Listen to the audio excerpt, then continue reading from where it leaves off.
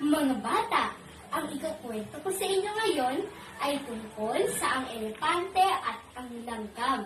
Ito ay sinulat ni Shreya Sharma. Ito ang istorya ng elepante at ng langgam. Sa isang kagubatan, may nakatirang isang elepante. Ipinagyayabang niya ang kanyang kalakihan. Lagi niyang pinaglalaroan at ginugulo ang mga hayop na nakatira sa kagubatan. Isang araw, habang naglalakad siya sa may kagubatan, nakakita siya ng isang loro na nakaupo sa isang sanga ng puno. Ha! Ha! Ha! Ha! Ha! Hoy, loro! Anong ginagawa mo? Hindi mo ba ako nakitang dumadaan? Alam mo ba, ako ang makapangyarihang nilalang dito sa gubat? Kung kaya't yumuko ka at magbigay ka ng sakin. Sabi ng elepante. What? Sino ka ba? Ani ng loro. Ano? Hindi mo ako kilala? Kung kayo, ipapakita ko sa iyo kung bakit kailangan mo akong galangin. Ha! Ha! Ha! Ha! Ha! Hindi yumuko ang loro para sa isang elepante. Binuhat ng gadlit na elepante ang buong puno at sinimulan na itong yugyugin. Dahil dito, umalis na lamang ang loro at lumipad papalayo. Ha! Ha! Ha! Ha! Ha! Sige, umalis ka! Nakita mo na ngayon ang kaya kong gawin. Mas mahina pa kayong lahat kumpara sa akin. Ha! Ha! Ha! Ha! Ha! Tumuloy na sa paglalakad ang elepante. Patungo siya sa isang ilog para uminom ng tubig. Sa tabi lamang ng ilog, may isang langgam na nakatira sa isang maliit na punso.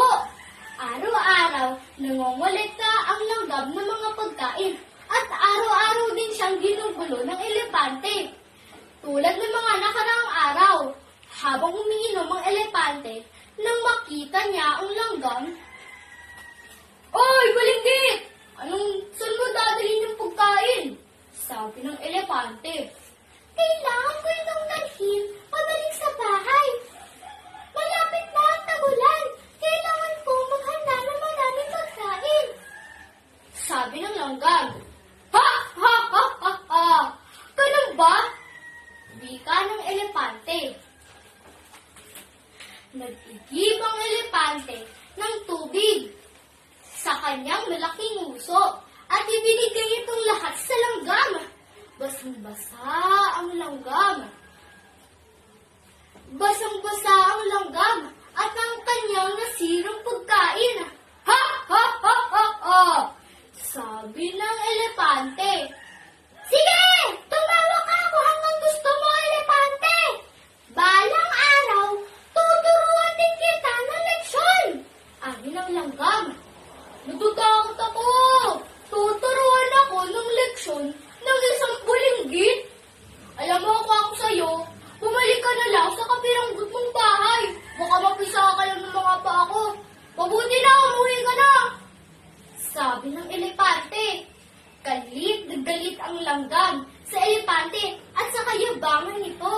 Nangako siya na tuturuan niya ito ng leksyon sa malalong madaling panahon. Kailangan kong makaisip ng gagawin sa elepante. Dapat matigil na ang paggugulo niya sa lahat. Nang sunod na araw, lumabas muli ang langgam upang mangolekta ng mga pagkain. Nang nakita niya ang elepante na mahimbing ang tulog, agad-agad siyang nakaisip ng plano. Tahimik itong lumapit sa elepante at pumasok sa nguso nito. Kinagat-kagat niya mula sa loob ang nguso ng elepante. Patuloy niyang kinagat ang elepante hanggang sa magising ito at sumigaw sa sobrang sakit.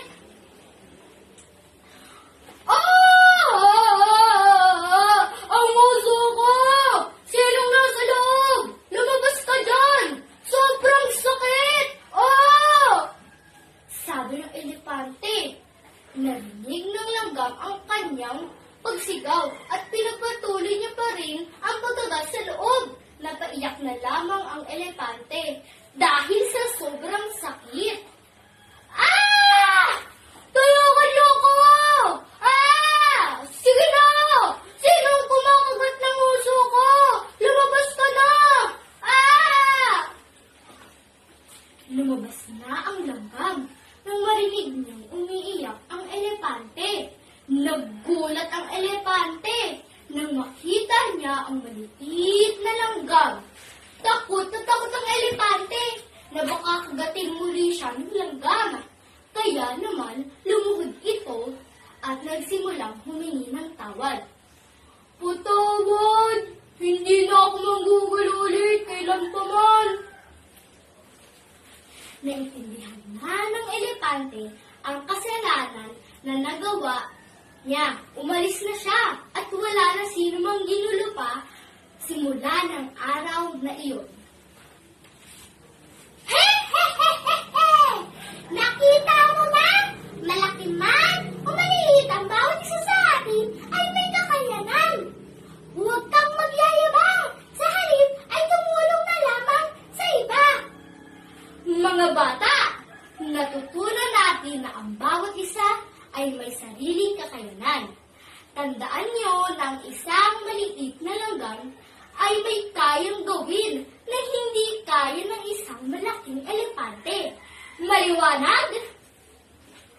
Ang nagkwento sa inyo, walang iba kundi si Binibining Frances Sajuriel V. Villa, Grade 6, Amber, mula sa paaralan ng Muntinlupa Elementary School. Maraming salamat po.